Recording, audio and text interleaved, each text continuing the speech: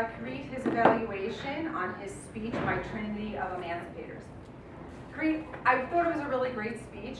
I'm glad you did this speech about mentors because I feel that having a mentor or several mentors is very important throughout your life.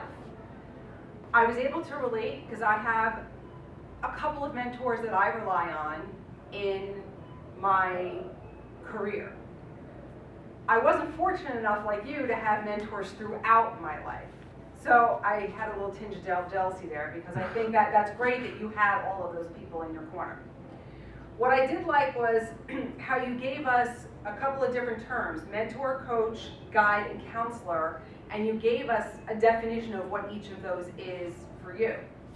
And what each of those is for you could possibly be different for other people, right?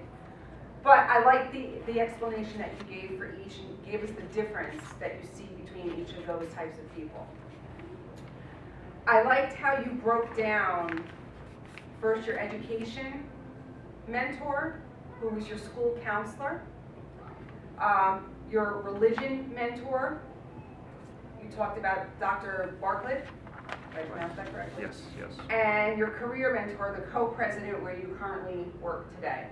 So I thought that was great that you were able to give us insight on those three different people.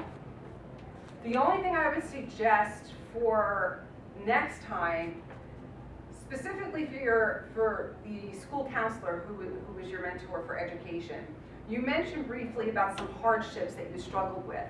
I would have liked to have heard, what were some of your struggles? What did he help you overcome? Because that just puts more of a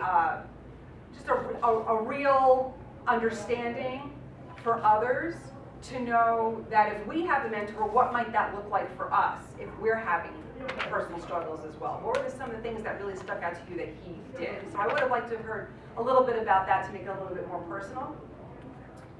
Also, as far as the way you presented your speech, I love how you weren't anywhere near the lectern. You memorized your speech. That was great. You had no notes.